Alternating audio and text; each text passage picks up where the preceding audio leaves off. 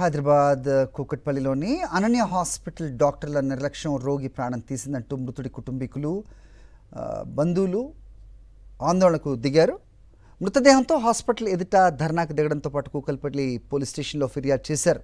పెద్దపల్లి జిల్లా రామగిరి మండలం రామయ్యపల్లికి చెందిన ఉమ్మల్ల మల్లయ్యకు ఈ నెల 26న హాస్పిటల్లో గాల్ బ్లాడర్ ఆపరేషన్ చేశారు.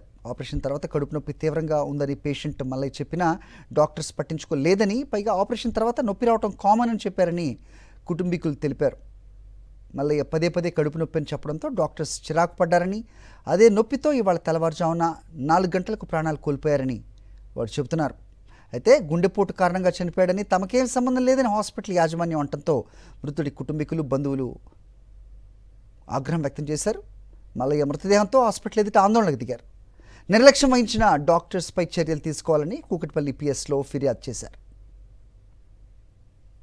మాది రామగిరి మండలం, మా పెద్దపల్లి డిస్ట్రిక్ట్ రామాయపల్లి విలేజ్. అక్కడ నుంచి ఇక్కడ మేము హైదరాబాద్లో జాబ్ చేస్తాము. మా నాన్న పేరు మల్లయ్య. డాక్టర్ ఏమంటుందంటే అంతా బాగానే ఉండే, సర్జరీకి ముందు సర్జరీ తర్వాత బాగానే ఉండే, సడన్గా ఎందుకు ఇలా అయిందో అర్థం కావట్లేదు అని చెప్పేసి డాక్టర్ అంటున్నారు. ఇది క్లియర్గా వాళ్ళు 2 రోజుల నుంచి చెప్తున్నా కూడా అసలు ఏంటి ప్రాబ్లం, నిజంగానే గాలి ఆడట్లేదా, నిజంగా లేకపోతే స్టమక్ పెయినా, లేకపోతే హార్ట్లో పెయినా అనేది వాళ్ళు సరిగ్గా ట్రీట్ చేయలేకపోయారు, సరిగ్గా కనుక్కోలేకపోయారు. సో దానివల్ల ఇప్పుడు మా నాన్నని కోల్పోవాల్సి వచ్చింది.